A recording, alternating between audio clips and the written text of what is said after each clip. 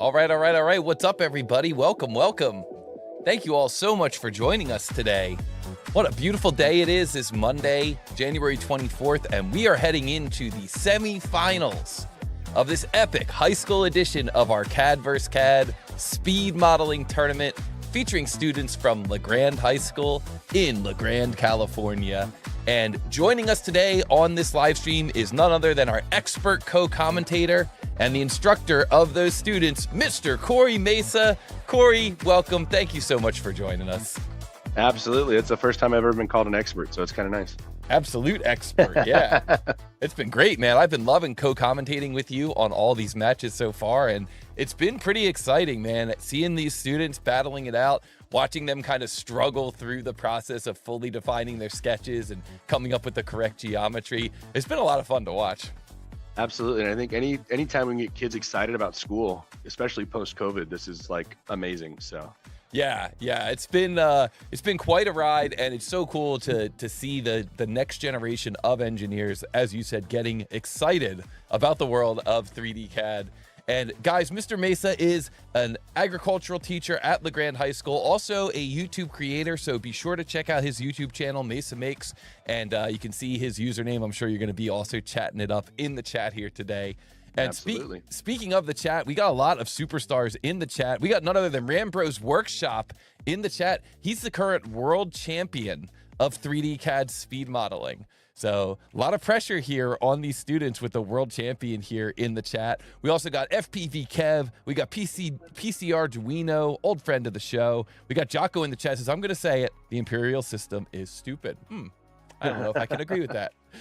We also got Alejandro here in the chat. What is up? Welcome. Some of the runners are here today as well. Smiley is here. Mr. Fancy Pants W. Mesa Makes is here in the chat. Hello, Mesa Makes, here in the chat. And yeah, these matches are absolutely going to be epic today. I'm very excited. Matab is here in the chat. Jenny Mesa is here, says so awesome. Hello. That's my mom. So hey, mom. Oh, Mrs. Mesa. Hello. Welcome. Thank you so much for joining us. And David is here as well. Says, hello, everybody. I made it in time. Yes, you made it in perfect time. This is great. Aaron C is here in the chat. Absolute superstar.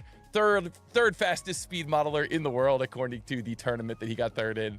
And also an expert in media creation. Aaron and I are actually working on an Ivan exploit video together. So, and we got Vicky Chong in the chat as well. Guys, if you have any questions about the tournament, about the functions of the tournament, you can reach out to Vicky. She's an administrator here in the chat and my partner in the world of Too Tall Toby and in the world of regular life also. And so we're going to get into it here. Let's get into it. Abdullah is here in the chat, says hello. Hello. Welcome. Welcome. Guys, don't forget to hit the like button. Don't forget to subscribe. Don't forget to share and reshare both my channel and Corey's channel, Mesa Makes. And let's continue to get the word out about this wonderful world of 3D CAD speed modeling. And be sure to sign up for a free account over at tootalltoby.com. That'll unlock some of the other cool tools that we have so that you can practice your 3D CAD speed modeling even when we're not in tournament season. But wow, what a tournament it has been so far. We started off back on January 10th with Smiley versus the JS, and Smiley was able to move on into today's match. We also saw a match between Mr. Fancy Pants and NXC, a 10th grader versus an 11th grader. It was Mr. Fancy Pants who claimed victory in that match and moved on to today's match in the semifinals. Then last week we saw Escalete losing a heartbreaker to La La Lambs. I understand you were talking to Escalete a little bit after the match. What were his sentiments? And he was like, I had it. I know I had it. And he just got stuck. And sometimes, I mean, personally, I've tried to apply for the tournaments and stuff too. And I've known like there's certain things that you just get hung up on. And then once you figure them out, you're like, dude, I could have done this so easy. So it's crazy to see what happens in a tournament and the skills, I think, across the board. Everybody's got something they're good at. So it's cool to see them shine, or, you know, I know he's hungry for the next time we do this. So yeah, it'll be really awesome for the future. Yeah, and that's the good thing is that, you know, these tournaments are not a once and done. We have multiple tournaments throughout the year. We're hoping that we can set up some more tournaments with you and some of the high school community. And I think that, you know, we're going to see Escalete here in the bracket once again sometime in the future. Yeah, and that's the other thing I had to remind him. Like, dude, you're a junior in high school. Like, you're already doing this at this level as a junior. Like, you got only room to grow. So yeah, it's going to be awesome to see where they end up once they leave me and they graduate and exactly functioning members of society. So yeah, I remember Rambros had made a comment on that last week too. Said, wow, if I was already here, he's the world champion today, and he said if I was here at their age, man, it would have made such a difference having something like this back then. So absolutely. But as PC Arduino said, it was La La Lambs who rocked it, and La La Lambs is now moving on to today's match here in the semifinals. I also noticed we got Victor K in the chat, the former world champion of 3D CAD speed modeling from back in 2023. So Victor K was the winner in 2023. Rambros Workshop was the winner last year, 2024. So multiple world champions joining us here today in the chat. Hello, everyone. Thank you. Good company to have. Good company to great have. Company. And we got W, a 10th grader who went up against Weecho last week, an 11th grader, and it was W who was able to come out with the win, finishing off that, remember that plastic drawer last week? He had that width dimension wrong, and once he got in there and modified that width dimension, he was able to get it right. So that was awesome. Yeah, and we did a little post-game chat with everybody and showed them, and they're like, oh, that's how I would have done that. They learned the shell command, and so if we see any of that today, they should be well-versed in that. So. Awesome. They'll be ready for it. Yeah, I mean, that's the cool thing about these tournaments. That's the cool thing about, you know, this idea of speed modeling is that it's not really a once and done. It's more like a do it once and maybe watch a tutorial, then try it again, see if you can get faster, try it again, see if you can get faster, because you learn these different things that, you know, you could have done better. And I think it's such a great way to learn. So welcome. Absolutely. And it looks like Scott Johnson is here as well. Says greetings from Frigid Plains, MT. I guess it's Montana, right? Montana. He's been cold lately. Yeah, we've been talking for a little bit. Let's go. And Jim Yu is here as well. Jim Yu, as you know, last week got several of the predictions for the Wheel of Fate correct. So let's see if he can continue his streak this week as well. Guys, here's a question. Are there any prizes for this tournament? Absolutely. These runners are absolutely competing for prizes from our friends over at 3D Connection. They've been a longtime sponsor of these speed modeling tournaments, so be sure to visit them, 3dconnection.com. And what we've got is our 4th, 3rd, and 2nd place winners are going to get a Keyboard Pro with numpad and a CAD Mouse Pro wireless. So this is hardware that is specifically designed to help people doing 3D CAD. I've actually got my 3D Connection set up over here. I can show you the numpad here. It's cool. It's detachable, so you can put it on the left or the right. You can program in kind of macro keys to this. There's some macro keys across the top.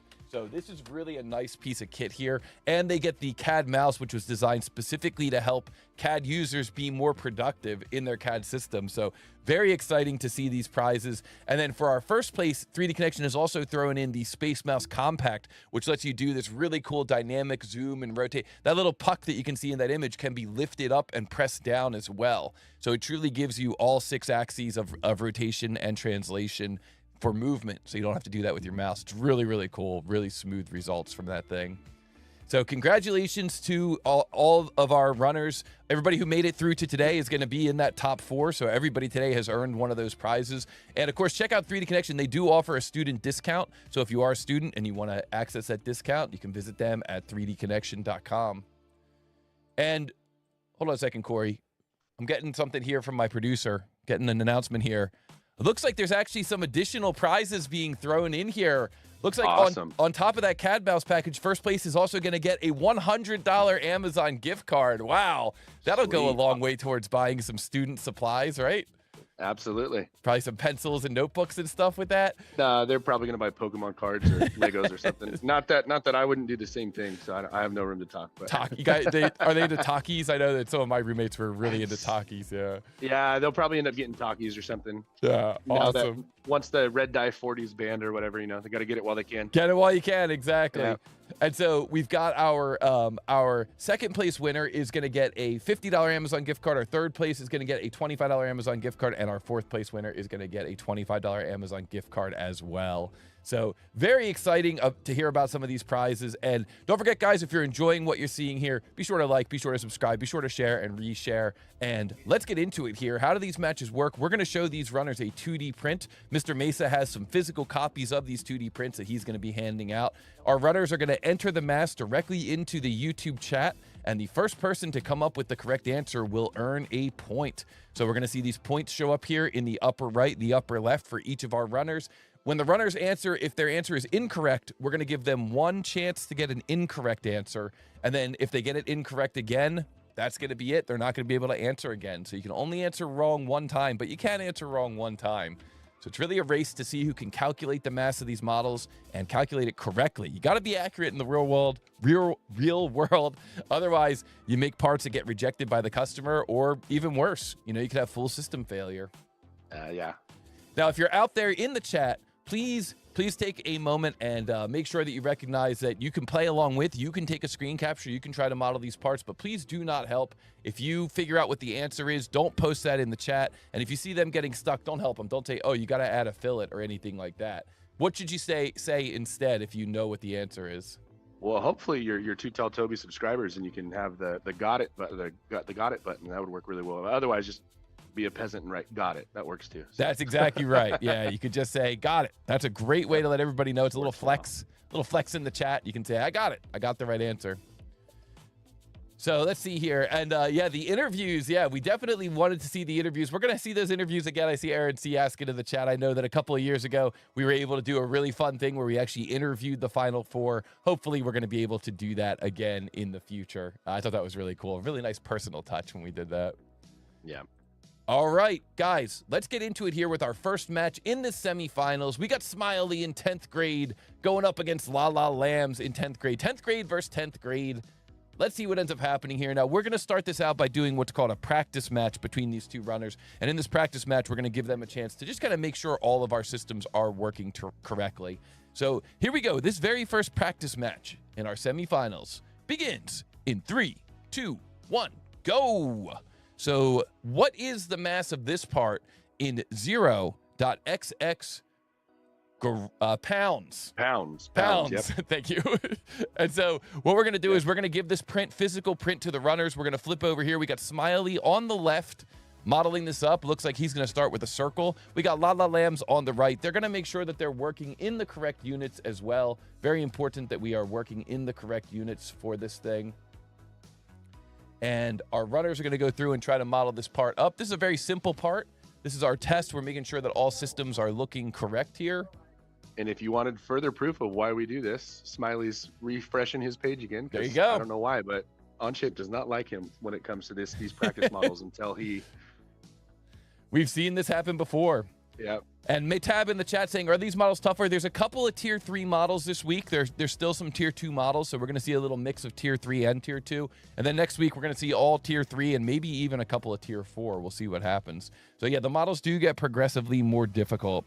So we see Lala Lambs in the chat went through, modeled up that part, calculated the mass correctly for that part, and then entered that mass in the chat, and her answer was 0.521 pounds, and that is correct. And so she would have earned the point there. You can see in the upper right there, her points showing up. And congratulations to Lala Lambs. Now, this is just practice, so I'm going to clear out those points. She's not actually going to earn those points, but that's the gist of how this is going to work here in this challenge. So congratulations to Lala Lambs on that one. And with that, yeah, Smiley, make sure you can get a mask, get something put in. That way we know all your systems are working. Yep, great point there. We're going to let Smiley enter in that mass. That's a great point. And I see Aaron C solved it with a calculator. I want to see him do some of these other models later on, only using a calculator. Only, yeah, we're going to do some heavy. We might let him take his shoes off. He needs to use his toes or something too, but other than that. Wow. It's not that kind of stream, Corey. Oh. All right, good deal. And we see Smiley was able to come in there as well with that answer. So very nice job to Smiley as well. And so congratulations, very nice. Jern says Aaron using build 123D. Very nice. Yeah, that's Jern's program, build 123D. We like seeing that. It almost like use like a Python type script to actually use scripting and programming to create your 3D CAD, which is really cool to see in action. All right, guys, let's get into it here. We're going to bring up what we call the Wheel of Fate. And the Wheel of Fate here is going to help us determine which models are going to be used for this challenge. And what you guys can do here in the chat is you can enter in what you think the model is going to be. So you can see all of these start out with 25, HSH, 14, 15, 16. So you can just type in whatever that final number is. For example, Smiley thinks it's going to be drawing number 6. Pico Boo thinks it's going to be drawing number 14. And we see here that W thinks it's going to be 14 as well. So let's give this wheel a little shuffle. Give this wheel a little shuffle here. Let's give this wheel a spin, and we're going to find out. Metab says it's going to be 7. Easy. Yeah, obviously it's going to be 7. Says it's too easy. Let's find out. Oh, and it looks like we're going to be diving into drawing number 16. And it looks like it was, let's see here, David, who guessed that correctly, followed by Ram Bros, who also guessed that correctly. So congratulations, David and Ram Bros. You are both clairvoyant. You both have earned the point for clairvoyance on this challenge. Well done. Well done. And we're going to get that drawing number 16 all ready to go. But while we do, maybe you could tell us a little bit about these runners. Yeah, absolutely. So we see Smiley up here. He plays the electric guitar. He's currently developing a tower defense game, and I know he talked to me about this on the first way, like our first tournament on the way here. And I don't know, do you have any updates for me, Smiley? Have you been making progress? So he's teaching himself a new program called Blender, and he's still trying to learn some of the hiccups with that, but we'll see. Hopefully, maybe we'll give you guys a build to be able to play. That's cool. And he's, like he said, he's learning Blender, so he's getting pretty good at that. And cool, some cool different skills. And it's cool to see like all the different ways that drafting can be used. You know, it's not just making parts. You know, video games and even just ads on TV. So it's used in a variety of different ways. And Lala Lambs, she loves to hike. She has a 4.0, so way smarter than me and way smarter than I ever would have been.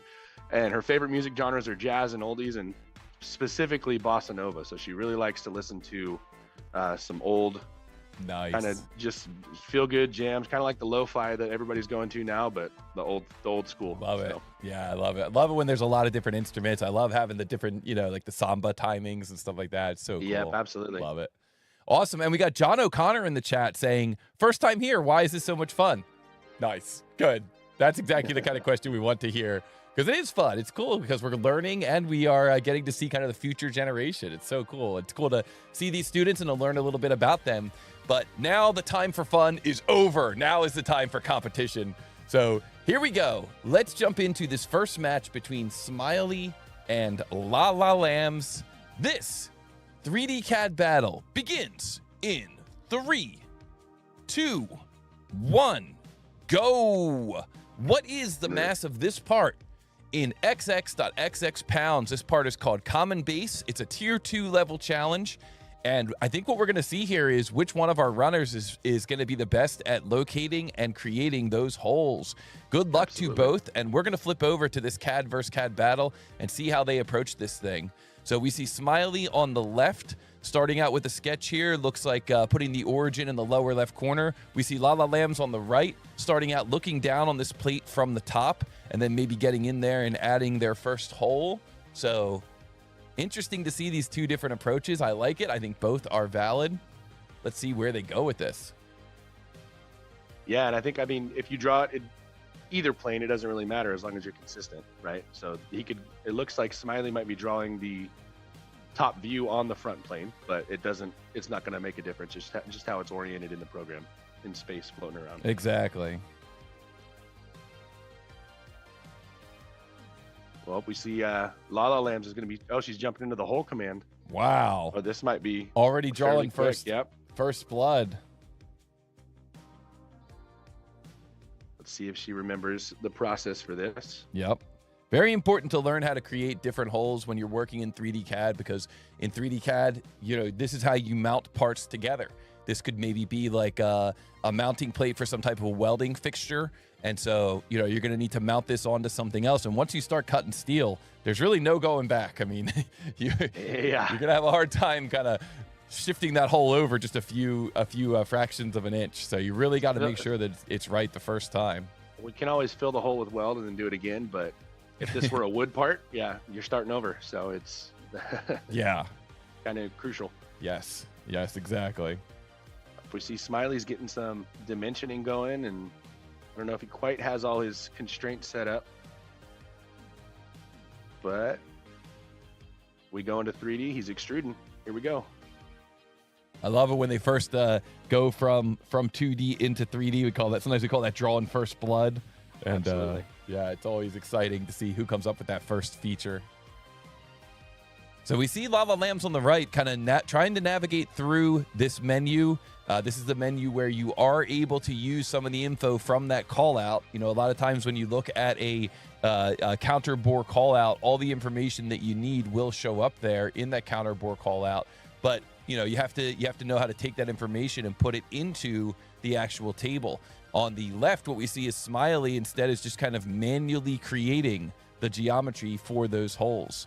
So either approach could be valid. You can certainly go either way. It's really about what you're the most comfortable with. And it looks like Smiley's pretty comfortable with, just creating those sketches, where Lala Lambs is trying to use that hole tool, which I love that hole tool. I think that hole tool is super useful, but you could definitely go either way. I could definitely see value in both. Yeah, Rambrose is thinking what I was thinking. I just wondering how Smiley's gonna attack this with that extrusion, because there's a way, and it's just kind of interesting how he's gonna go about doing this. So yeah, both of our runners trying to figure out, what to do with this file from here.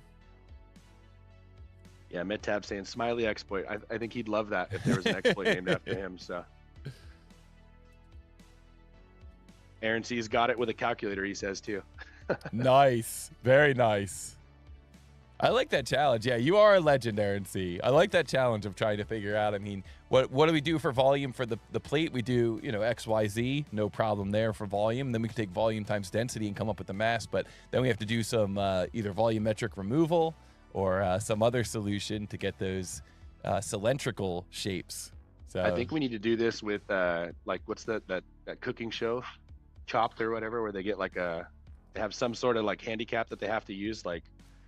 Aaron C can do this, but he has to only use a calculator. And Dom gets to compete, but Dom has to do a trackpad with a broken scroll wheel on his other mouse. Yeah, I like that. All these cool tools that we're getting from 3D Connection are great, but you don't get to use any of them in this. Yeah. Just ragtag, free for all, random. Everything random, exactly. Yeah. And Eric Garcia is here in the chat, says, "What's up? What's up, Eric? Welcome, welcome." Don't forget, guys, to vote in that poll. We do have a poll up for what your favorite units are, and we're going to take a look at the results of that at the next break.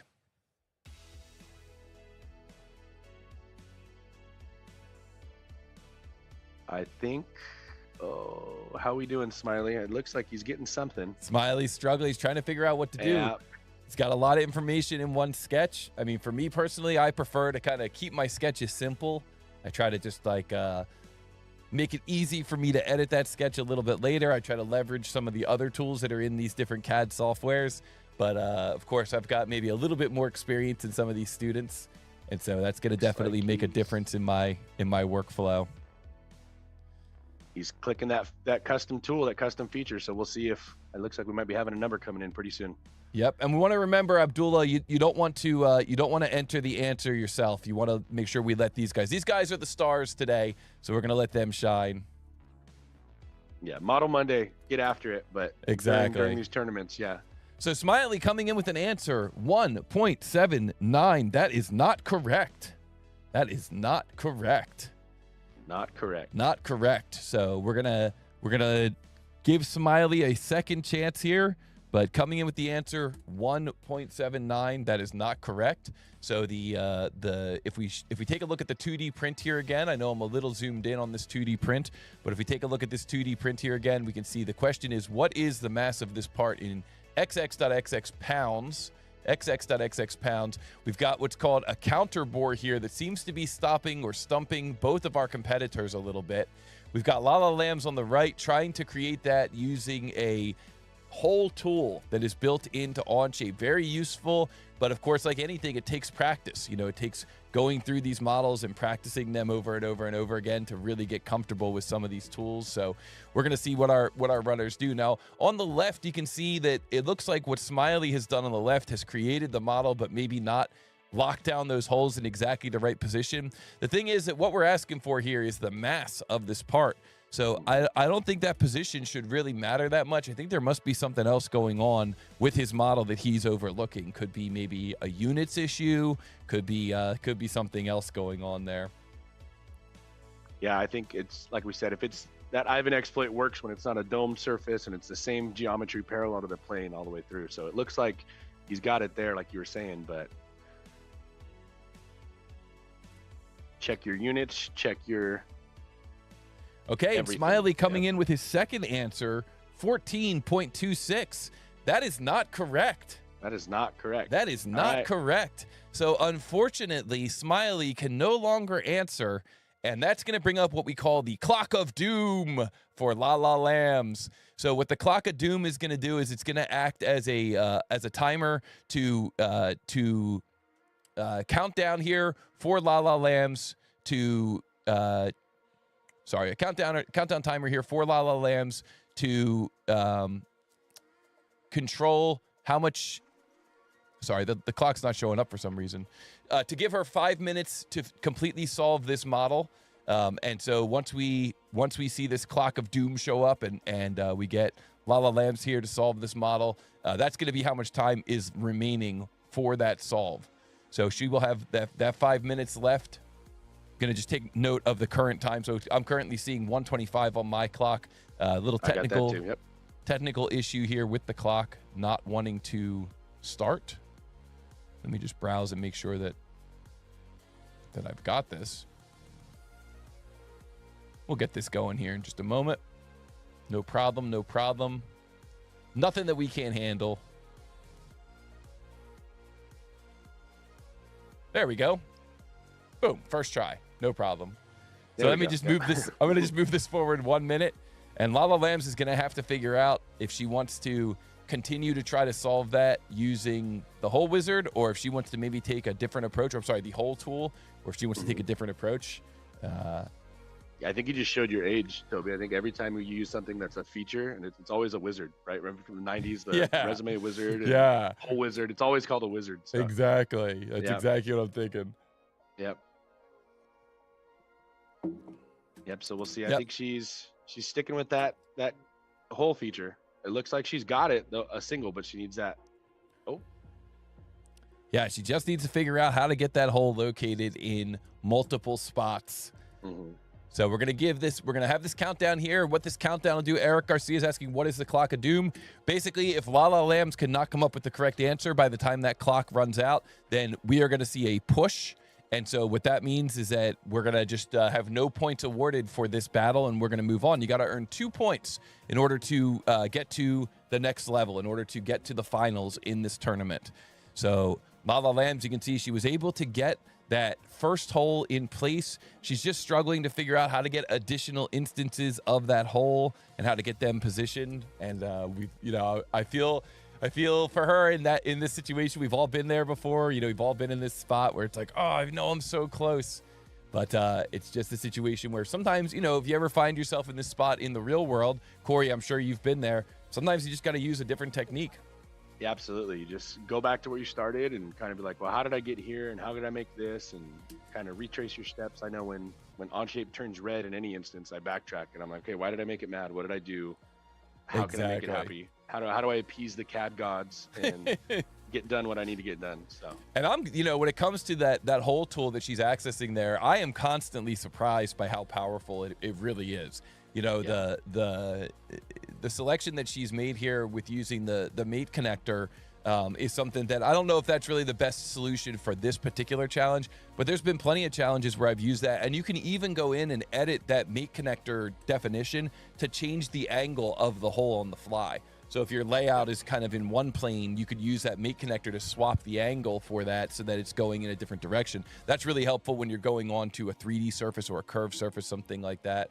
So I'm always surprised by how Onshape is able to use that mate connector functionality across so many different applications, and then how they all kind of come together. Like when you go to make an assembly, then you're able to re-reference all those mate connectors and just kind of have all your parts snap into place. So I see what she's doing. She's kind of coming up with a new exploit. I haven't seen this before, but I'm hoping this works mathematically because this is pretty cool. I think she's taking that math or that dimension and she's multiplying it by 4. Oh, like. 4 holes. If Mr. Hansen, if the math teachers are watching here on campus, you guys should be thoroughly impressed if she gets this answer like this. This is obviously not the correct part, but I think she will end up with the math based off of mathematical figures. That's really, really cool. Aaron C., our resident calculator wizard, saying, risky. That's way over my head, but she's the one with the 4.0, so if she can get it. Yeah. All right, let her know. She's got 35 seconds left. 35 seconds left. Of course, Mr. Corey Mesa is in the classroom with these students. So we've got a person in-house here. You may notice that he's kind of holding back a little bit on what he's saying. I've got a lot more liberty with what I could say because they cannot hear me. But Micah in the chat saying, hardest thing ever. Yeah, hardest thing ever, I'm sure, as a teacher, to not be like just going over and helping them and just explaining what it is. Yep. All right. And the clock is running down. And I see her entering an answer in the chat, but unfortunately that is not the correct answer. Yep. So we are gonna call this one a push. And for everyone out there who has been solving it, please feel free to answer in the chat now. You may all now answer in the chat. Let everyone know what you came up with. Abdullah, I saw your apology. No worries, all good. We're all learning how to do this. Jern says I got 13.74. Jocko says 13.74. Aaron C says 13.74. So I'll tell you, I saw Ken Haley's chat. He says, I wonder what Smiley did wrong. He's head in his hands right now, punching the table. But he said, I guess he had an extra part selected or something and was picking the wrong mass. He was selecting the mass of a face or something. Oh, but he said he had it. So that's crucial with these rules in the tournament is if you do the answer wrong twice, you kind of lock yourself out. That's it. Yeah, exactly. Yep. Well, guys, the correct answer for this one was 13.74. So good job to everybody out there who did get it. Congratulations. And in a way, we all win because now we get to see another matchup between these awesome students. So congratulations, and let's keep going on here. And with that, we are going to take a look at the Wheel of Fate once again. Let's bring up that Wheel of Fate. And if anyone has any suggestions about what the answer to the Wheel of Fate is, please feel free to answer that now. And as for me, I'm going to end this poll, and we're going to find out who is the winner. What is the answer to the question of what is the best units? And the answer is the poll disappeared. There is no answer. There it is. Which is better? Millimeters, 66%, inches, 17%, and hands, not used that frequently anymore, but 16% must have some equestrian owners out there. Actually, yeah, that's what I was going to say. As the ag teacher in me, I wanted to give you guys some ag facts. So that's how you measure horses is in hands. So Very Mr. nice. Fancy Pants, I think he picked inches. Then he was like, oh, I should have picked hands. Like, that's what I do. So Awesome. All right, let's head back to the Wheel of Fate and give this thing a spin. Here we go. Let's see what are we getting for answers here. We got Jim coming in with 04, FPV Kev 13. We got Rockcrawler 14, Vicky Chong's 9, Doc Holiday 15, and the correct answer is 15. Congratulations to Doc Holiday. That is correct. 15. Well done, my friend. That is the correct answer. So we're going to take a look at drawing number 15, and while we do, maybe we can learn just a little bit more about these runners. Yeah, so Smiley, his favorite anime, these kids have got me to read a lot of them and watch some shows and stuff too, but he said his favorite anime is Berserk, and he has a YouTube channel called The Real Smiley. So if you guys want to check him out, once he finishes his tower defense game, I'm sure he will post some stuff on there. So that's where you'll be able to check that out. And as far as Lala Lambs goes, she has 12 chickens and roosters at her house. So wow. Yeah, that's a lot. I have 4 dogs and 2 kids, and I feel like that's a handful. I couldn't imagine 12 chickens and roosters. So. Yeah, wow, that's a lot. As well as 3 sisters and 2 brothers. So it looks like they got enough help to be able to get those chickens and roosters taken care of. So good. Well, that's important. Very important. Cool. Well, we are going to get into this next challenge. I think this is going to be a fun one. I'm really interested to see how our runners handle this next one. So let's get into it here. We're going to go back to I guess we're done with the Wheel of Fate, right? We're just going to get into it, right? Yep. Any advice for these runners before we get started on this one, Corey? Always check your units. Yes. And I guess for Smiley, make sure you're picking the right part that you're trying to get the mask for. Great advice. All right, awesome. Well, here we go. This next CAD battle between Smiley and Lala Lamb's 10th grader versus 10th grader begins in 3, 2, 1, go. What is the mass of this part in 0.xx pounds? Actually, sorry, that's x.xx pounds. x.xx pounds. Maybe if you could let them know, Corey. Sorry about that. x.xx pounds. x.xx pounds. Yep. What is not a 0? What is the mass of this part in x.xx pounds? So if you're watching out there, take a screen capture so you can follow along with. But here we go. We can see that Smiley on the left has decided to start drawing this part looking down from the top. We see that Lala Lambs on the right is going to be doing basically the same thing, but using 2 circles. This is a part so Smiley's using the slot command, which they've come to fall in love with over the last couple of months, doing different stuff for the shop. And but there's some definite iffy tricks that kind of go around with that. So yeah, I was very excited to have this part and to have this, like you said, have this part kind of featuring the slot command. This is definitely one where you're going to be able to leverage that slot command if you kind of know how to use it. You can see that the cut on the bottom of this part, as well as the cut going through from the top, both are going to be able to utilize that slot command. But certainly there's other ways to do it too. You can see Lala Lambs, instead of using the slot, is doing 2 circles and then connecting them, and that will absolutely work as well. Yep.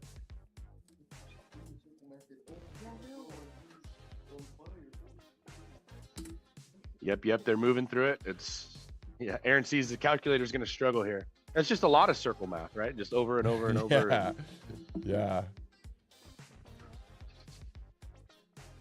I know I saw Micah's comment too. It says, my problem with freedom units is always the fractional conversions. And so a little flex with Onshape is that you can actually, and this is how I sell it to my students, you can write those freedom units in fractional measurements. So I need it to be a 1/4 inch. I can write 1/4.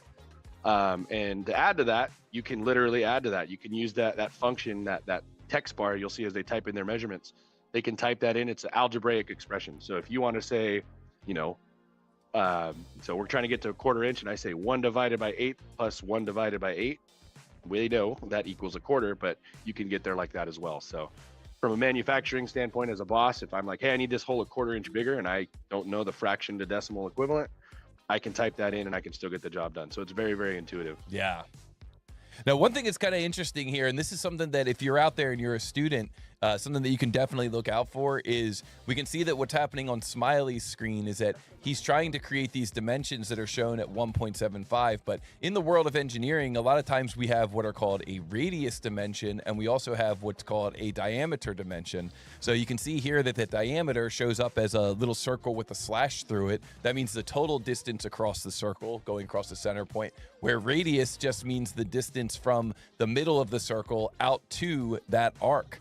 And so you're going to need to account for that when you're in engineering. You're going to need to account for those differences. And I think that that may be something that's kind of tripping up Smiley here as he's looking through this challenge. So we'll see if he's able to go through and figure out what's going on with that as the challenge continues.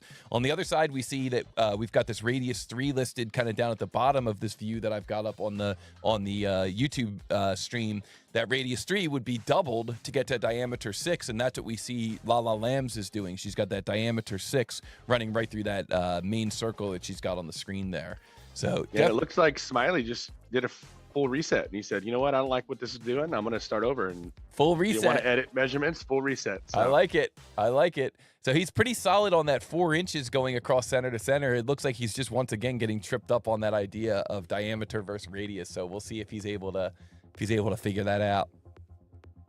Be on the lookout. Micah was saying, yeah, once you have a decimal, finding the fractional drill bit that matches. That's true, but you can almost use Onshape like your drill gauge. And just be like, oh, well, what is a 1/4 inch drill bit, or what is a 5/16? And type it in real quick and get the answer. Yes, I've done that plenty of times. Instead of using a calculator, a lot of times I just kind of default to CAD. Yep. Oh, yeah, and like we see Rambro saying, yeah, Lala Lambs did the mirror feature, so. Smart. A lot of geometry that's going to be overlapping, and you can clean it up. That's a cool feature with Onshape, too. You don't always have to do that. Yeah, whenever we see a symbol like this, the green CLSYM, that means about that center line, the model is symmetric. That's what that symbol indicates. Yeah. So anytime you're working through that. And Tayraz says, I wish we'd all just move to metric units already.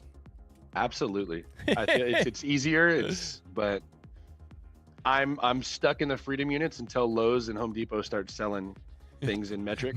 Tools. When you go, when I got to buy, I can't buy a 2x4 in millimeters. So, well, at the end of the day, there's been a lot of stuff that has been successfully built using inches, using feet, and so can't argue with results. Yep. Had some really interesting innovation over the past couple hundred years, but now it may be time to retire that system. Yeah. All right, so and now I see Matab saying, hey, really good videos on Onshape tools that I got. So thanks. I want to thank you for watching those, and they'll be coming every week. So nice. Keep it up and keep watching and keep practicing. Nice. Awesome. And hopefully you learn something from it. And what's that channel name? That's Mesa Makes. Nice. Yours truly. Very nice. All right, so we see another potential full restart here from Smiley. And we see Smiley you don't like when it turns red, huh? Smiley's like, I gotta figure this out. What can I do different? Looks like he may be using a different approach here. Maybe instead of using a slot, he may just be straight up making an arc here, and that way he can control what those dimensions are a little bit differently. So we'll see how that one works out as well. Mm-hmm. And Lala Lambs, look, she's doing her spin. She's figuring it out, seeing what's going on. I think she's definitely got she's the silent assassin approach. She takes her time and kind of is looking for some stuff. So I saw another one too. Doc Holliday said he asked if Onshape was the only thing they were using, and I know Vicky responded, but for us personally, we don't have like a computer lab. That's kind of like a thing of the past, and every student we're a one-to-one school where they all have Chromebooks in front of them in every class that they're in. So we looked for a way that they were able to do this kind of CAD drawing, but web-based, and Onshape's got the only thing that's web-based right now. There was SketchUp and stuff that we could do, but as far as what we could do and how we do things, to be able to go from a CAD drawing to a physical product, this worked the best for us. So this is why we chose Onshape. Nice. Yeah, it's something. One of the things that when people ask me about Onshape and they say, how come you're choosing to switch to that from another package? One of the big things for me is kind of in line with what you're saying, which is that not only does it just kind of work on any device, but also all your content, all your documents, any projects you've been working on, and even your settings moves right into that other device, because it's all stored in your profile online. So that's something that I have really come to appreciate, just kind of being able to jump from laptop to laptop and not having to go through and reset everything up. Well, and I know you did a lot of SolidWorks stuff before. Did you change your settings in Onshape to SolidWorks settings, or do you run with the traditional Onshape settings? I do use the SolidWorks settings, yeah, because I'm just so used to the way it rotates with the middle mouse button and control middle mouse button to pan. Yeah. So yeah, I do use those settings for that. So like personally, like I taught some other teachers, and I told them, I was like, well, if you wanted to switch, but if you're teaching your students, I would recommend keeping it all Onshape, everything, so they learn that program. Mm-hmm. Then if they go to SolidWorks, they can switch and figure out the new, or whatever. But it's kind of pick your poison. What's your goal? If you want parts, stick with Onshape and just run with what they're teaching you, because then their tutorials will match a lot better. Right. Yeah, that's a good point. They're telling you to press one button and you're like, that doesn't do what it's telling. You're going to be lost for a little bit. I'm getting kind of wrapped up here and seeing what Lala Lambs is bringing up on the screen. It looks like she's got that depth correct for that extrusion, but something about that extrusion doesn't look right. And she's trying to figure out what that something is. Why would it be? I see the something. I think you see it too, but it's kind of hard to. Yeah, what would it be? I mean, not say it. Yep. Yeah, exactly. We got Smiley on the left. Looks like he's got his dimensions sorted out compared to how they were before. So we're going to see if Smiley's able to now, finish up this model. It looks like you could probably, once you get those sketches down, you could probably end up extruding maybe extruding that outer slot, extruding that inner slot, and then cutting that little pocket in the bottom. And then you should be pretty much good to go with this thing. But the hard part is figuring out how to get those sketches in place. So I definitely understand why they're struggling with this one. Yeah.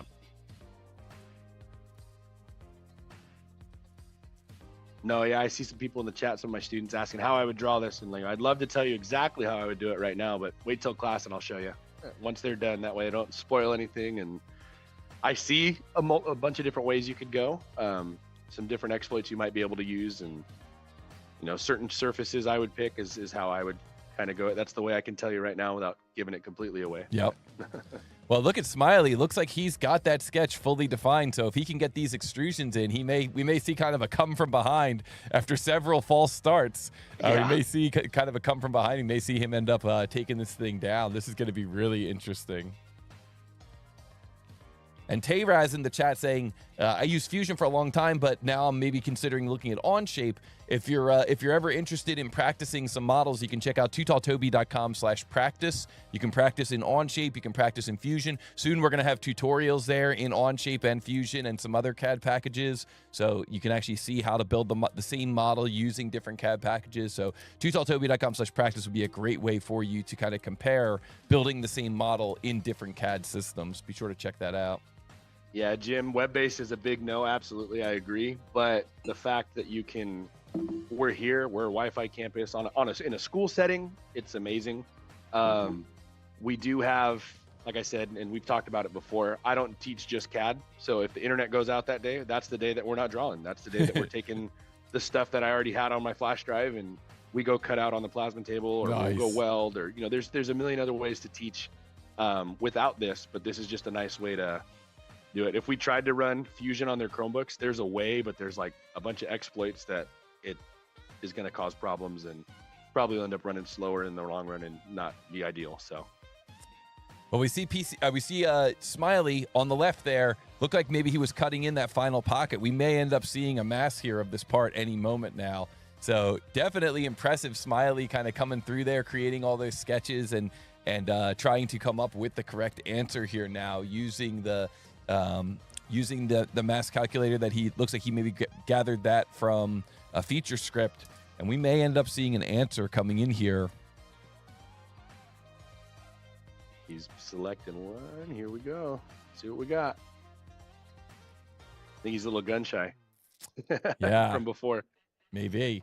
Smiley coming in with an answer 6.74. That is not correct.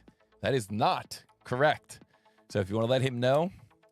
That is not correct. Smiley. So he's going to want to double check his dimensions. This is one of these spots where a lot of times what Victor K says to do is to take that 2D drawing and just kind of go through that 2D drawing and do what's called redlining, which means that you go through every dimension in the 2D drawing and then you look at the dimensions in your features. Maybe you start at the first feature and then you go through each feature and you kind of slash off each dimension to try to figure out what is mismatching. But looks like Smiley is close, but maybe missing something. Maybe has a dimension wrong somewhere, and he's just got to look at those dimensions. Yeah, Matab said, do they have dual monitors to check the drawing? So that's actually the reason why we decided to give them physical prints. So if you, I don't know, you can see me a little bit. They have, this is their practice drawing that they got. They have physical color prints in front of them of what you guys saw on screen. We toyed around with doing external monitors, but I think with the Chromebooks, it's a little clunky and it's easier to just have and they can actually make notes on it, like you were saying, so they can redline in person and not get caught up in a tab. I know when I'm doing your tournament stuff and I'm trying to get on the practice models, I'll start typing in my answer and I'm still typing in something on Onshape, but I need to switch over to the Toby website and I get lost in where I'm at. So yeah. So they are seeing these for the first time when they are modeling.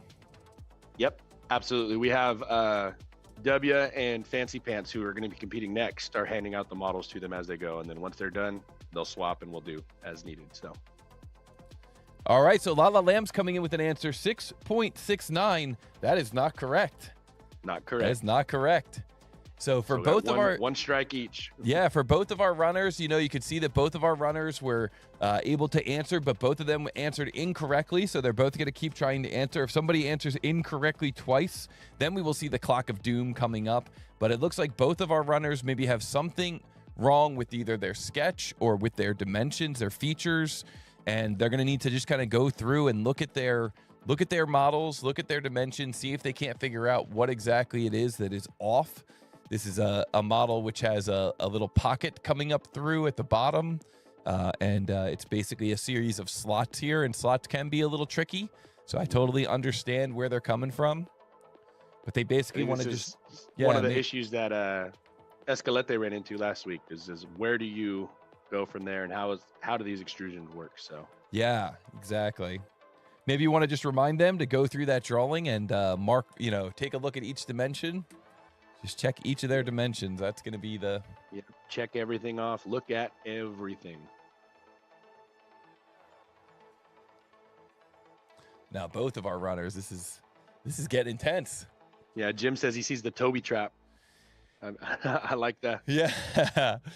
Yeah, some of these models, I mean, when we get into the tournaments, if you guys go back and you watch some of the earlier tournaments, especially, the ones from a couple of years ago, there were some really cool, tricky features in those models where you really had to be aware of your build order. And if you built it in the wrong order, you would definitely not be able to get the correct answer unless you were like a trigonometry wizard. Aaron C could probably figure out what the dimension was, but... Yeah, most of there would be stuff where it would be like drafted walls, and then there would be a dimension from the top edge of that drafted wall. So they kind of had to extrude it and then draft it and then create that dimension. Otherwise, you wouldn't end up with that hole in the right spot. So it's pretty cool stuff in the old days. Yeah. No, it's crazy to me just thinking like how they did stuff back in the day too with like pre-CAD, like even like how the fact that like we had a rocket get to space and they didn't have half the tools that we have now. And yeah, the computer took up the whole room back then. So it's just insane to see how far we've come. And exactly. I mean, so little time, but it's, a long time, but relatively not. And now you know what they say. They say Aaron C's calculator is more powerful than the original rockets. Oh, yeah, absolutely. Or something like that. I don't know. I might be misquoting a little bit there. Something, yeah. Something like that. I don't know. Yeah. Whatever. I heard it somewhere too. Yeah. Your calculator can take off and can fly to great heights. That's I think what we're all. It's like your phone can go into airplane mode, right? The TI-84 has a hidden rocket mode. You just got to make sure you find it. Exactly. That's exactly where I was going with that. You got it exactly. All right, the JS is saying, "How are we doing today?" I think we're doing great. Thank you for asking. Jocko says, I was able to do this in one sketch. Yeah, that's the cool thing is that if all the views are coming from, for example, the top view, you would be able to kind of get them all in that one sketch. And guys, I just got notification from the production team. They said we do need to bring out the Clock of Doom for this match. So we're going to give both of our runners 5 minutes. 5 more minutes, guys. 5 minutes on the clock of doom, and we're going to see if either one of them can get the right answer. And if not, this is going to be another push. And we do have a rule, Corey. If there's 2 pushes, then we go to what's called the sudden death matchup. And we'll explain the rules to that in a minute. But if this one becomes a push again, then the next match will be our final match. So, alrighty. Yeah, we'll see what sudden death. Sudden death so you match. got 5 minutes until sudden death. So let's get an answer.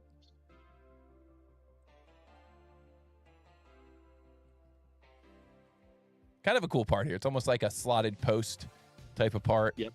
You know, we would have maybe like a tube of some sort fit through there, some type of ventilation tube fit through there. Mm-hmm. I could see this as a 3D printed part, or even like if you're running like a mill or something. If you have a CNC mill, this is like a perfect like starter part. Yeah. Type thing. Yeah. I know. Looking at what we do, if I were to do this with a plasma cutter, it would be a lot of stacking and just it'd be tough. Tough to get those sharp corners. Mm-hmm. You could probably mill out that central pocket and then mill out that extra pocket with like a square tip. Sudden death is a trivia question. What is Aaron C's favorite feature? Trick question. It's a calculator, right? It's not a feature. I think I might know the answer. It could also be a slot for a shoulder bolt. Oh yeah, if it was sliding around in there.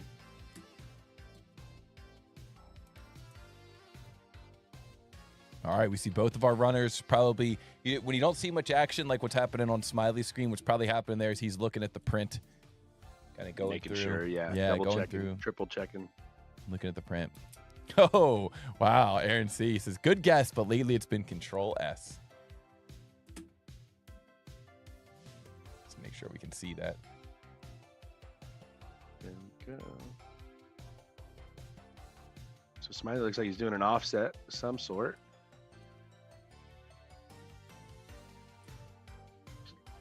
Checking those measurements. Make sure you have everything going.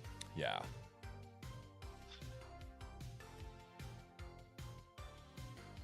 Just kind of looking back and forth here, watching how these students are kind of trying to figure out what exactly is going on with this thing. It's really, really interesting.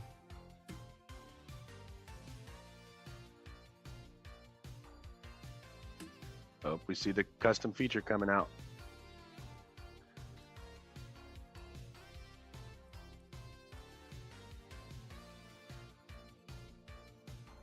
We may see an answer coming in here. This is what I like to see.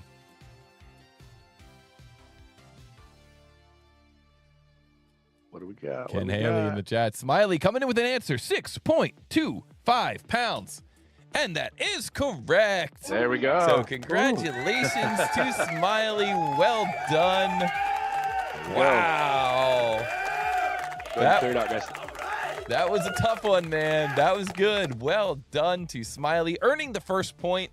And that's going to let us move on to the next battle between these two CAD wizards. So cool seeing these high school students. Thank you so much to these high school students for being a part of this tournament. And thank you to you, Corey, for helping to organize this tournament. Wow. They're having a blast. Yep. GG Smiley. Very nice. All right, guys. Well, let's keep this moving along. We're going to keep going on to the Wheel of Fate. We're going to see what the next challenge is going to be for these runners. Nice job, everyone. I got 6.26. Yep, FPV Kev saying got 6.26. Yep, that's what I got as well. 6.26. And then it's plus or minus 0.1. I think his was actually 6.259 was what his answer would have said if he would have gone out that extra place. But that's all right. That's why we have the tolerancing on these parts. Well done to Smiley, and congratulations on that. And let's see what the next challenge is going to be. Pico Boo, Mr. Fancy Pants says 9. Pico Boo says 9. Abdullah says 7. W says 7. Smiley says 6. Let's take a look here and see what we end up with. Here we go. Let this thing rip. Rock Crawler says 14. Jocko says 13. Jay has 4. Vicky Chong says 9. FPV Kev says 4. It's going to be right on the line. It pushes. And it's none other than 14. Rock Crawler and Metab both coming in with the correct answer. Well done, my friends. Well done, and congratulations. 14 is the drawing. We're just going right in order, huh? 16, 15, 14. Yep. I like it. Well, maybe we can learn just a little bit more about these runners as we move on. It's always cool to learn a little bit about these runners. It kind of makes us a little bit more exciting to know who they are. No, for sure. Yeah. So they won't be on the fun facts anymore because I went through those so quick and we've had to do a couple matches. But Smiley is, I mean, he's also in our school's medical academy and wants to be a doctor or something someday. So hopefully we can get him to change his mind or maybe medical engineering, making some new heart valves or something. Kind of tie the two together. That'd be kind of cool. Love that. And Lala Lambs, and actually both of them, Smiley and Lala Lambs, are on my ag mechanics team that we do. So we go up and down the state and we compete. Actually, everybody running today is on my ag mechanics team. So very, very involved. And they'll be competing here in the next couple weeks, showing off some other skills, hands-on skills, not so much in the CAD world, but showing off how to weld and do a bunch of different stuff. So, wow, that's cool. So very, you really very teach cool. them everything, not just CAD, but a lot of different manufacturing skills. Yeah, I think I have undiagnosed ADD, and I just need to find a way to get me doing stuff, and they enjoy it. So, well, when you can take that knowledge and you can spread that out to all the students, to the whole next generation, it's a true superpower. So my hat's off to you, my friend. And yeah, thank you. And here we go, guys. I think we are ready. So this next match is going to use drawing number 14. And this match is going to be between Smiley in 10th grade and Lala Lambs in 10th grade. And this battle begins in 3, 2, 1, go. What is the mass of this part in XX.XX pounds? You guys are getting all the pounds models today. This is great. Yep. XX.XX pounds. The tolerance is plus or minus 2 pounds. This part is called slide bushing. So we can see here, looking at this print. Well, actually, you know what? These guys are already in it, so let's just jump into it. We can see that Smiley on the left has decided to create a circle and drop that circle directly on the origin. Lala Lambs on the right has decided to draw a circle and put it right on the origin as well. And it looks like Smiley on the left is now going to take that circle and turn it into an extrusion, drawing first blood. Maybe? Nope, he canceled out of the extrusion. Lala Lambs on the right. Still working in sketch mode. Smiley on the left. Ooh, maybe deciding there we go. Using that new midpoint line feature. Okay, I like it. I like it. I like this approach from Lala Lambs as well, kind of drawing that rectangle in there right on that first sketch. Not worrying about necessarily trimming it. We'll see if she decides to go back and trim it in a bit. Later, but, yeah. Oh, and using a sketch fillet there. Nice. Yep. This is where maybe if they know about that tool that you said earlier, they could just type in 3/8, or they could type in 0.375. Looks like they know what it is. Yeah. Do you prefer doing your fillets as a feature or as a sketch? Feature. Yeah, we do it all in sketch most of the time. I think it's because they learn 2D way more than they do the 3D stuff. So they're just so well versed in doing the 2D tools that then they're like, oh, you can do it in 3D too? Well, I already know how to do it this way, so I'm gonna do it that way. Yeah, it's something that, it just comes from having a background in prototyping and machining. And it's just something where there's just been so many times where I've given the prototyping team the final model and they said, we're just going to make these corners straight. Like, we're not going to round off these corners because we're just going to cut this thing out of steel. Is that all right? So then just delete the feature and you're good to go. Yep. Exactly. Okay, that makes sense.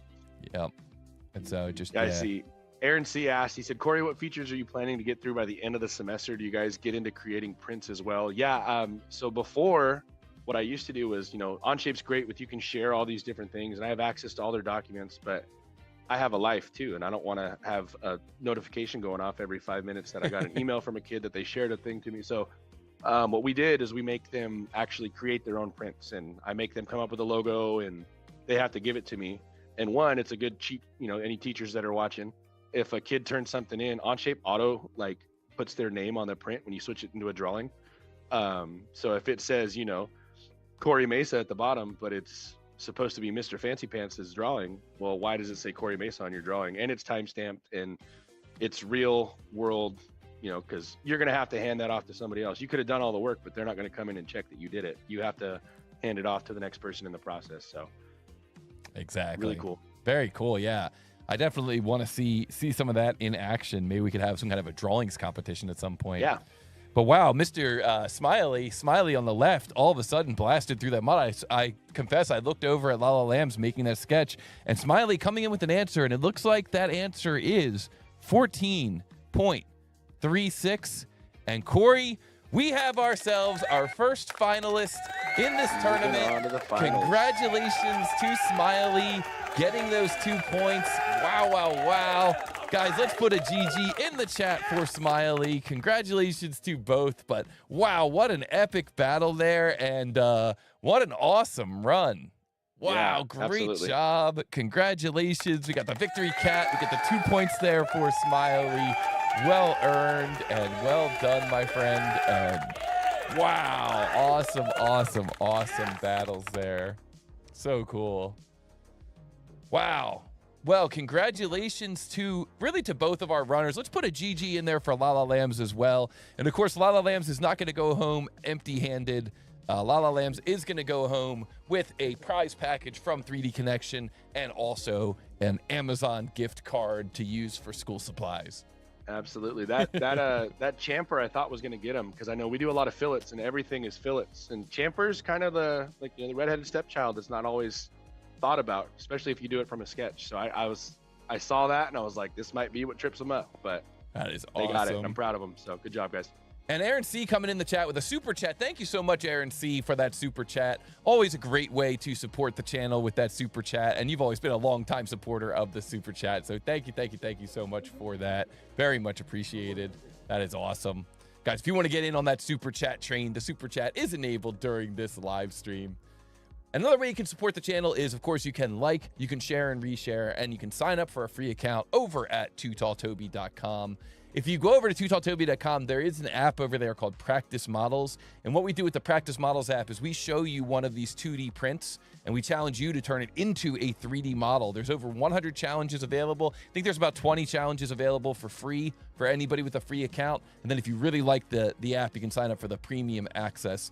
But what you'll find in there is that when you do one of these challenges, often there is a tutorial video. And those tutorial videos are in different CAD systems. So it could be in Onshape, it could be in something else. You're going to see these great tutorial videos, so you can do it yourself. You can go through and watch this tutorial. Then you could do it again and see if you can get a faster time.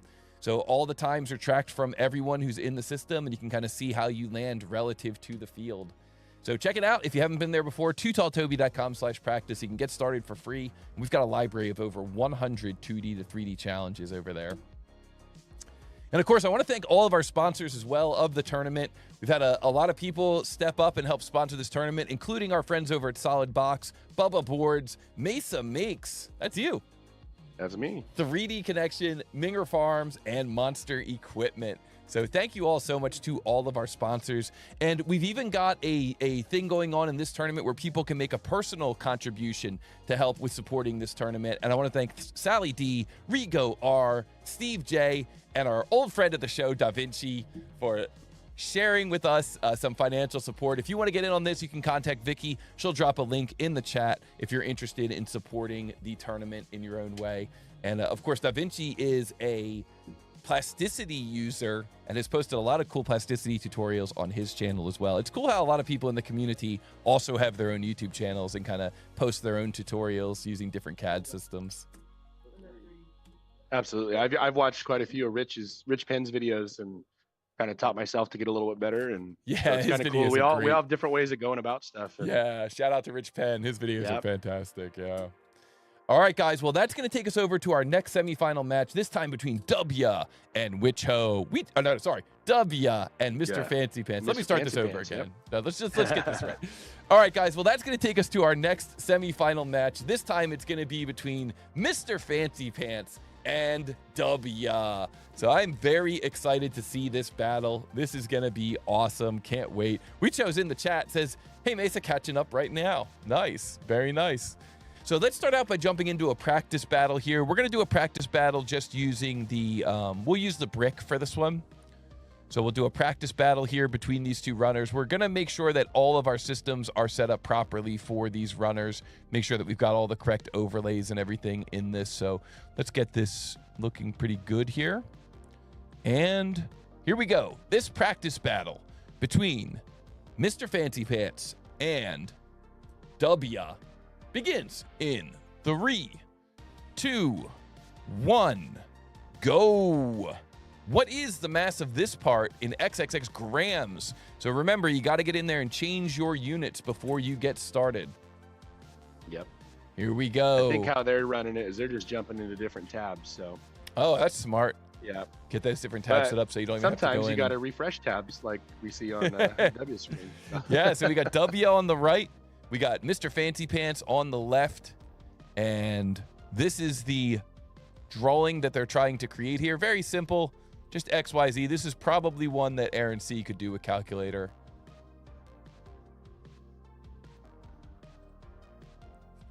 We see it looks like Mr. Tab says, let's go. Fancy's got the goods, but W has the W. So we'll see what yeah, happens today. They're both getting this thing done pretty quick. So yeah. It looks like they're actually using a custom plugin for Onshape. So it's what we call a feature script in Onshape. And that's kind of the cool thing about Onshape is if there's ever a function that doesn't exist in the software, you've got the opportunity to add it yourself. You've got the opportunity to put that, to add that functionality directly into Onshape so that you can use it. So I really like that. I really like that capability in Onshape. You can see that this one actually has its own icon. And we see Mr. Fancy Pants came in with the answer 170 grams, and that is correct. And so if this was an actual match, then Mr. Fancy Pants would get the win, would earn the point. But we're going to clear that out. Mr. Fancy Pants on the left, W on the right, and I think all systems look pretty good here. I think we're good, yep. So there's only one thing left to do here, and that is to return to the Wheel of Fate and find out what drawing is in store for these runners. Aaron C. and Victor K. are talking about creating a Tier 15 model. Yes, we will eventually have a Tier 15 model. Aaron C. says it would probably be like the human ear or an engine block. Engine block. Yeah. They're very, very similar. Very Something similar. good, yeah. Same amount of parts, I think. It'd just be like a picture of some random guy. Yeah. Be like, draw this. Make the Mona Lisa using only feature scripts. Yeah, exactly. Tier 15. Draw this. Yep. All right, guys. Well, here we go. We are now going to take a look at the Wheel of Fate. Let me give this thing a shuffle here. Give this thing a shuffle. Shuffle, shuffle, shuffle, shuffle. And go.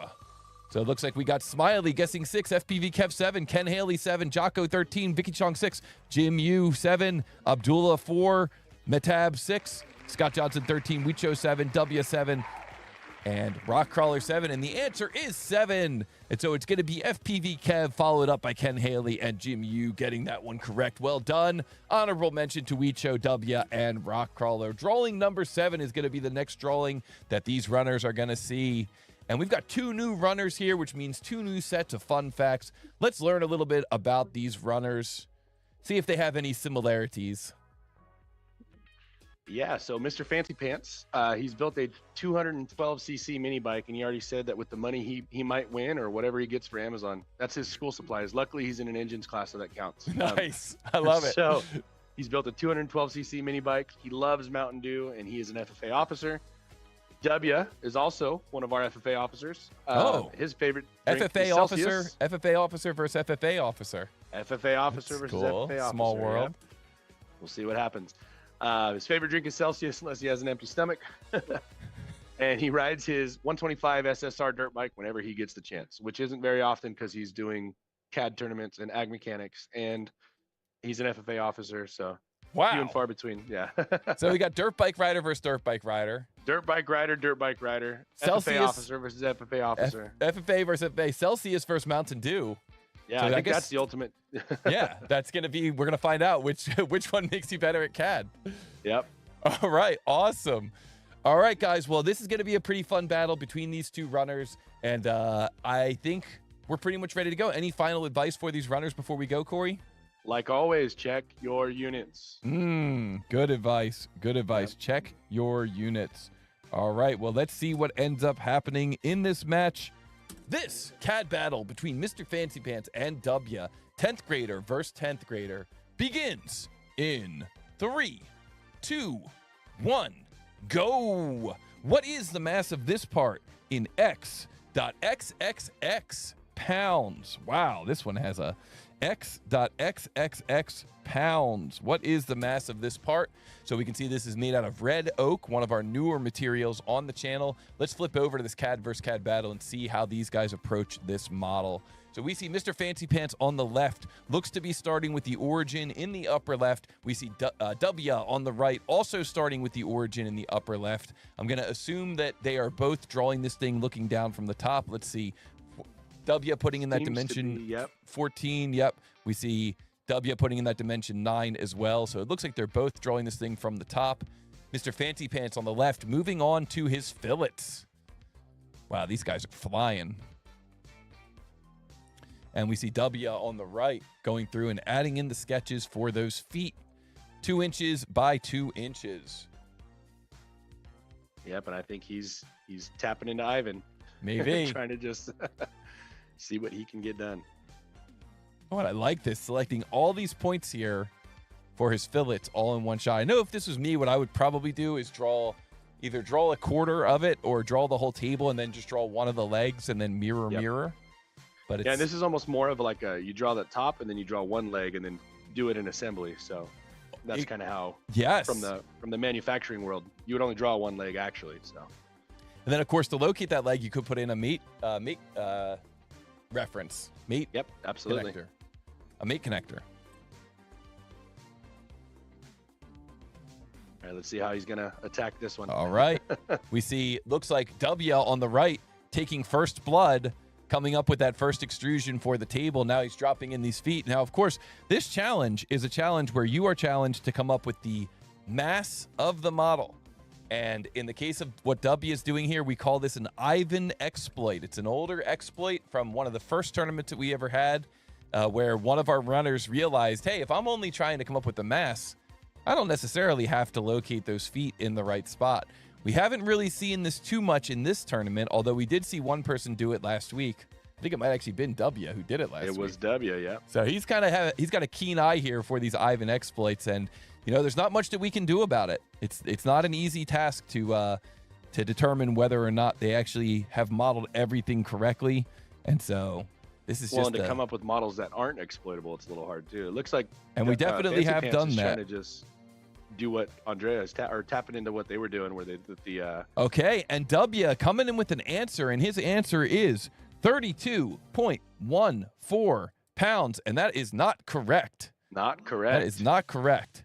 And so it's kind of interesting. Check your measurements. I think this might need maybe what you want to do is show him, and Corey, I'll let you do a little intervention here. You might want to go and show him. I think that that material calculator might actually be the problem, because I noticed that the value for red oak and the value for another material were maybe very similar. So maybe you could have him do like a yeah, you see that? I think that red oak and carbon steel, maybe double check that, or maybe just have him do it with a you could assign a custom material. We're having a little technical difficulty here. This is kind of a unique situation for everybody who's watching. There's a custom script that has been written, but the calculation for red oak looks like it's incorrect in pounds. You notice that the value in grams for carbon steel is about 14 times higher than the value for red oak, but the value in pounds is coming up with the same number. So I think that both of the runners are having that issue. So I think maybe instead what they would want to do is you could have them go in and just assign a material and then use custom, and then you could input whatever that value is. So go make a custom. I don't know how to do that. Go to assign material. Oh, double click on your part, Levi. Custom. And then. Oh, then it's going to be pounds per inch square. So yeah, Fancy answered as well. That is not correct. Pounds per square inch, 570. Oh, what's the? Yeah, I'm going to have to find that out for you, Corey. Yeah. Stand by a moment. Guys, we're doing some on-the-fly stuff here. We need Aaron C's calculator capabilities here to do this on the fly really quick.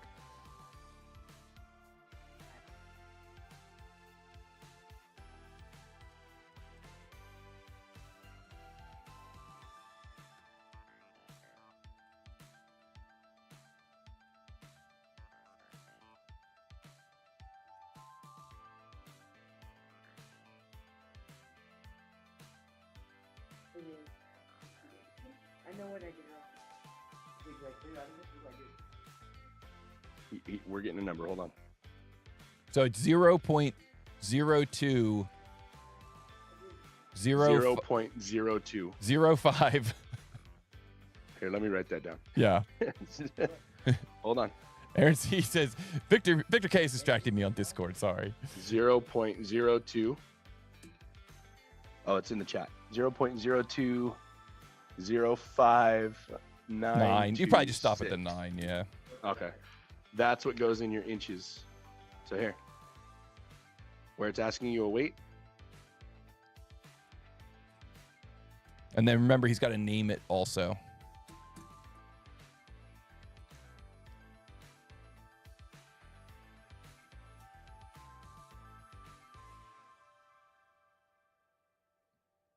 There you go.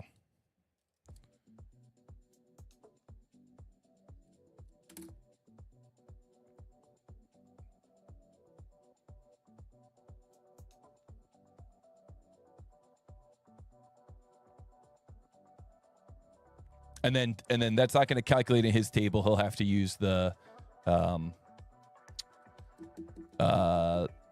scales that are down in the lower right corner, or mass properties. Yeah, if the mass properties is there.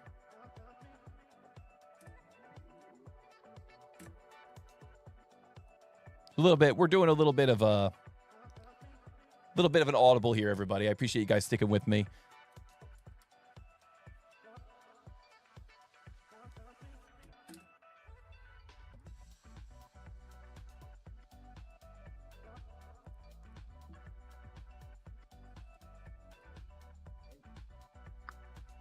So does this count as his first answer? Is how we're going to do that? Yeah, or? that's how we'll do it. Okay. This will count as his first answer. So 2.34 is not correct. Not correct. Not correct.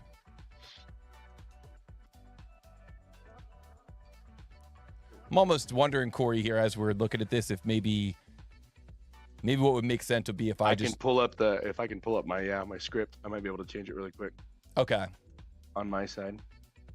So yeah, so 2.34 is not correct. The other thing I was thinking is maybe I could just look up the answer in a different material that is working. Like I could change it over to plain carbon. That might work too, yeah. Okay, let's just do that. So I'll double check what his original answer was, and I'll double check on the other user as well. Whoops. Just hang tight.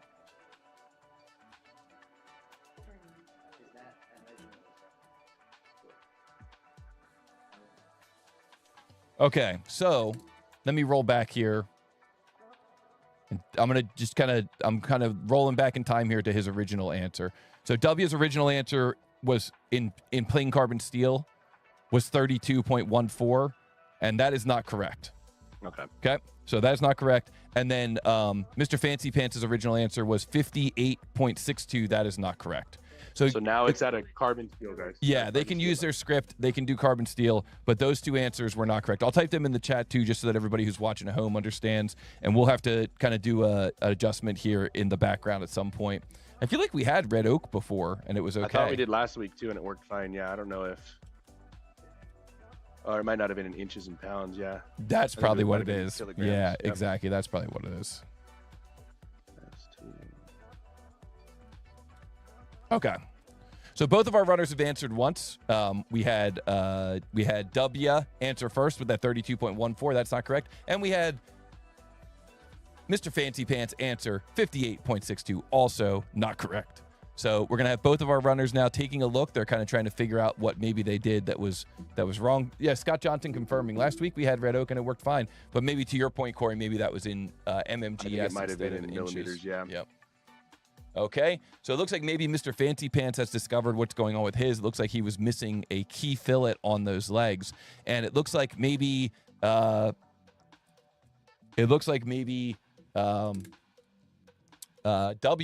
the right figured out what was going on with his. Maybe it looks like he had the wrong depth on that extrusion. So both of our runners working through this, and W coming in with an answer, 35.84, and that is correct. There we go. There we go. So just missing a dimension. Thank you guys so much for your patience through that one. Yeah, thanks for sticking with us on that. Yep, a little I'm bit. really good at welding, and I'm really good at drafting. I'm Hey. not that great at coding, so I copied somebody's code and tried to work with it, and you guys helped me find the bug. So All good, yeah. Hey, man, this is what we do on the fly. You know, when you're Yep. when you're an instructor, you know that things don't always go 100% Absolutely. smooth. So I'm glad that we were able to get through it, though. And congratulations to W locking down that first win. Well done. I'm going to give him an applause again just because that was a battle. That was a battle. Well done, my friend. All right, so if W can win this next one, then he is going to move on to the finals and face off against Smiley next week. Otherwise, we're going to see a third match. So Mr. Fancy Pants can still win. He's got to win 2 now before W wins another one, and then Mr. Fancy Pants will take that final. So, man, this is going to be interesting. I'm excited to see this one. I think that might have been our last oak, so I think we should be good. Okay, good, good, Yeah, good if to I know. remember correctly. Well, GG to W. FPV Kevin in the chat says GGW. Yeah, well done. John is in the chat as well. J Miles, hello, hello, and GG. Yes, indeed. All right, guys, this next challenge is going to be determined by the Wheel of Fate. And so if you have a guess as to what is going on the Wheel of Fate, which is not that, that's my, that was my unit translation. That's almost what I was going to have them do, too, is just do some multiplication on a calculator real quick. Yeah. All right, so I'm going to shuffle these up. Not too many left here, guys, so it shouldn't be too hard to get it correct. FPV Kev says 9, Pico Boo says 4, Jim Yu says 6, Rockcrawler says 13. Let's give this thing a rip. Ken Haley says 13, Doc Holiday says 13, Jocko says 13, J Miles says 6, Vicky Chong says 6, Abdullah says 6. Guys, if you're ever trying to figure out what it's going to be, just follow what Jim Yu says. He knows. He knows. 6 is the correct answer. Well done to everyone who guessed that. Congratulations. Pretty cool to see an FFA officer squaring up against an FFA officer. Yep. These kids have been together. How long you guys been to school together? Kindergarten? Oh, almost. 6? Yeah. Oh, 5th grade. 5th grade. Wow. Yeah. So they've separated, attached at the hip. They've been together forever. Smiley was as well. Went to the same school with them. So Wow, that is awesome. they're always doing everything together. It's kind of cool. very Peekaboo, cool. what is FFA? That's the Future Farmers of America. Cool. Well, let's see if we can learn a couple more things about these guys who are best friends and known each other for a long time. Yeah. So for Fancy Pants, loves old country music like Hank Williams Jr., Waylon Jennings, and George Strait. Nice. And, we actually messed with Toby a little bit this morning, and we put all 3 of them in front of the camera to see if he could figure out who was who. And they do kind of look pretty similar. They have their quirks, and That was So, awesome. it So was cool to pretty meet cool. him in person, or Put a- at least face put to a name face. to a face. Yeah, exactly. But again, if you guys were wondering, both actually, right, are only using trackpads. Fancy and W use the trackpad. I don't know if it's a major flex or what their deal is, but Wow. they think it's Very way cool. harder with a mouse. Obviously, they don't know how to use the mouse right. But and for W, he used Onshape to create a custom exhaust tip for his truck, complete unfolded sheet metal, really, really cool with plates that pop riveted onto the outside. So they were like multi-layered, multi-leveled, very, very, very cool. And I think his coolest fact, and it's semi-true, his teacher, me, named his son after him. Kinda. We already had the name picked out. First and middle name. So Wow. That's crazy. yeah, the way the world works and family names and the way it happened to, be carried on, it was kind of cool. So Very cool, man. Yeah, I love when stuff like that. Synchronicity kicks in. It's so Yeah. cool. And where did these guys come up with these icons, these avatars? They came out. these really icons, cool. yeah, we kind of just threw some stuff together and kind of layered stuff over and over and just tried different things, and they just, it's something that spoke to them and made it good. So That's cool. That's very cool. And Ken Haley says your kid's name is W. yeah, Good to know. essentially. Good to know. for anonymity purpose, yeah, absolutely. Awesome. All right, guys. Well, listen, here we go. This next match between Mr. Fancy Pants in 10th grade at W in 10th grade, lifelong friends, battling it out here to see who goes to the finals. Here we go. This battle begins in 3, 2, 1. go. What is the mass of this part in XXX grams? We are now working with a part in grams. Make sure that your units are millimeters and grams, and both of our runners now have a physical copy of this print. So let's take a look and see how they approach this challenge. This one looks kind of similar to that one we had earlier, but a little bit of a tricky feature on this one. Yep, the Toby trap, I think, is what we're going to have to name that from here on out. Yes, so indeed. Sure. Yeah, tricky one. Yeah, Ken Haley says, ooh, tricky one. Yeah, that and the feature that we're that I'm sure people are noticing and that they are referring to is this feature here that's kind of up above. It's almost like a counter bore in the upper half of this part. And so this is going to be this is going to challenge these guys, I think. We're going to see some action here. And I think the Ivan exploit's not going to be able to work the way they think it would. So that's where... Yeah, last match we saw the Ivan exploit. We saw that it didn't really matter where those legs were located because you would end up with the same mess. This match, it's definitely going to matter because that counter bore is going through a curved surface. So the material on that surface is definitely going to be dependent. It's going to be something where I think if the runners if they remember their lessons about how to extrude from an offset location, it's going to make their life a lot easier. Absolutely, yeah. And I think if you can figure out... there's no like set point. It's not like you can base it off the origin for that cutout and that counter bore. So there's ways, and order of operations are definitely going to come into effect in this drawing. Yes, indeed. Aaron C says plane selection, very important here. I noticed Aaron C earlier when you talked about FFA, he said finite filament analysis. And that made me laugh. So, I like that. Finite filament analysis.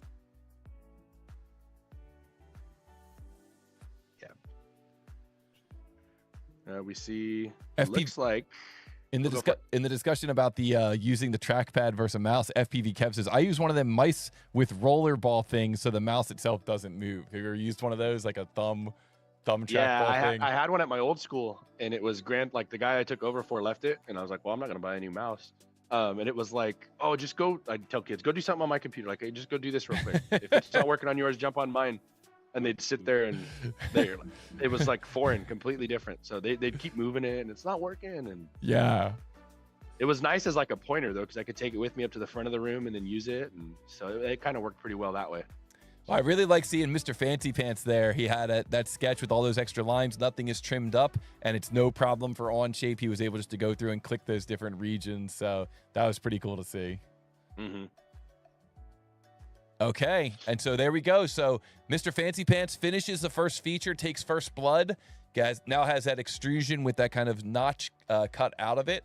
So that's great. Now this part is meant to be some type of a coupling. So you would put two bars together. You would use this thing to hold those bars together. So that means you're going to need to clamp down on those bars, and that's why we've got that counter bore shape. The question is, how is he going to create that geometry? Mm-hmm. I think he's running into that issue right now as well. Yeah.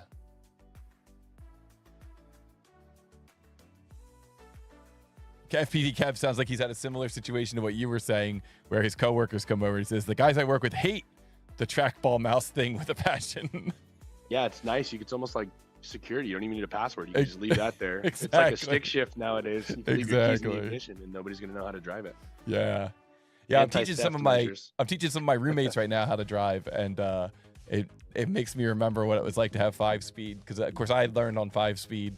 Actually, I had a 4-speed manual, an Escort Pony, which was a 4-speed manual transmission that Ford made in their Escort model, and then of course learning 5-speed. Yep. So much easier for them to learn. So I actually taught myself when I started here at this school about 5 years ago. I knew how to drive stick, but like my parents never had any cars when I was old enough to drive. They were all automatic, and then but I could drive a tractor like nothing. But trying to get you're saying that's automobile, or that was the tractor? That was a truck. Yeah. Okay. Yeah. So taking the Ford, it was a 91 Ford pickup. Nice. Dually out there, and nice. Let's go. Yeah. No stoplights, no traffic. Nobody was around, so I stalled it. Whatever. Yeah, we have a great big van, and I wish it was a dually. I actually had to drive it in the snow the other week, and I was like, oh man, I wish I would have gotten the next model up. I see Aaron C in the chat is flexing a little bit too. Says I learned on a 3-speed tractor, 1952 Farmall Model M. Let's nice. go.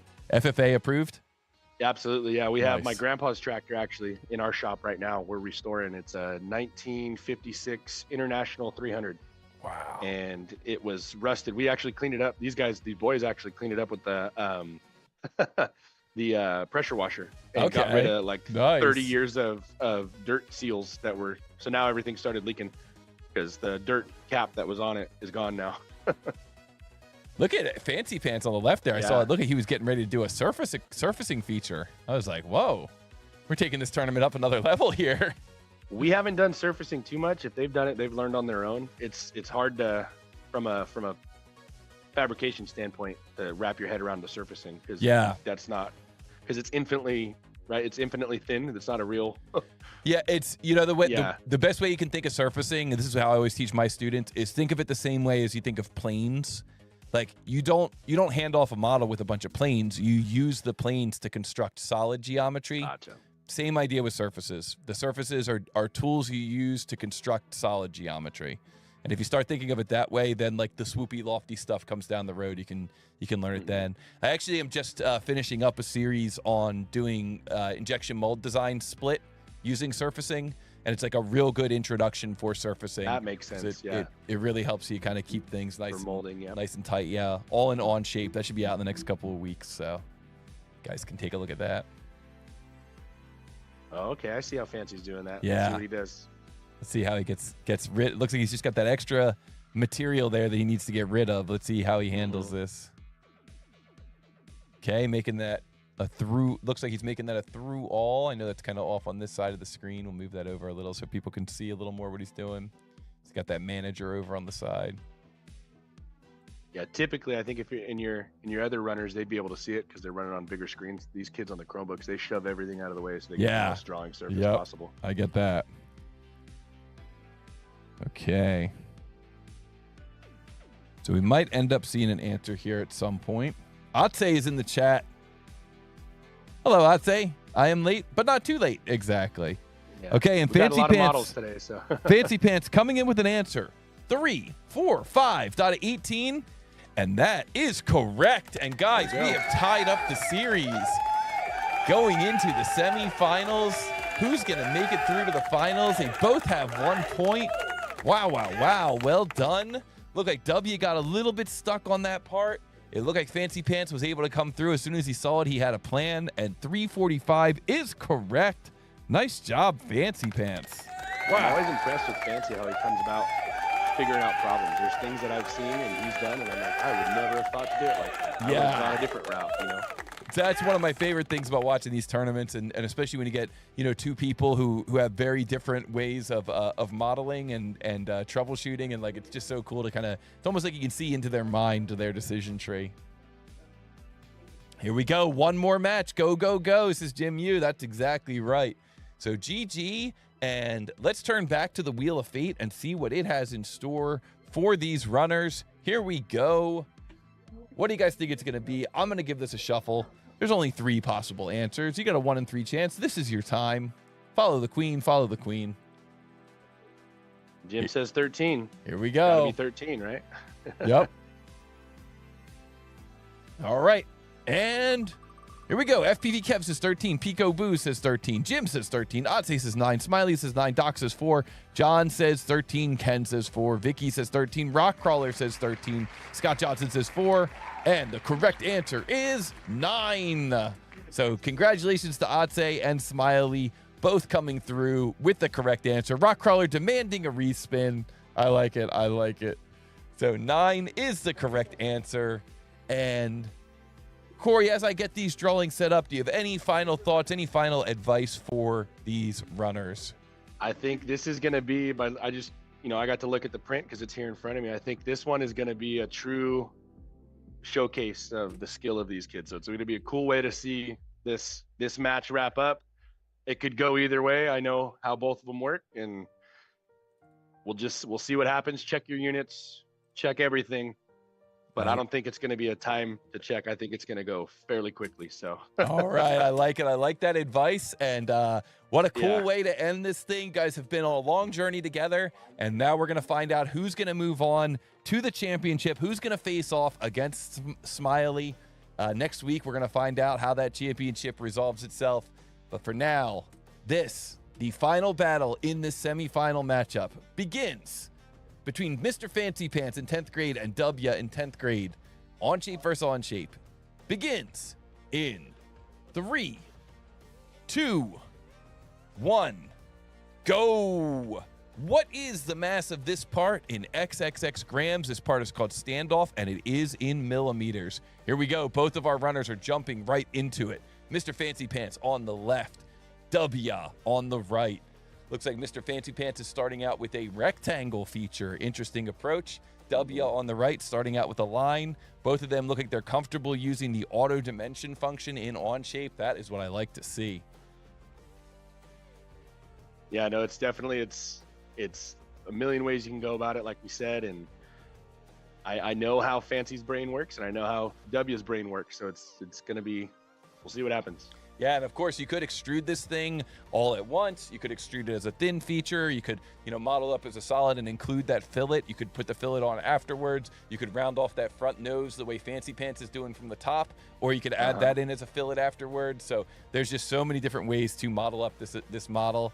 And Aaron C says, I'd probably do this as a boundary surface. I think that's the best approach. Yep, I think so too. And then to get that hole in there, you would probably use an indent feature. So Toby approved.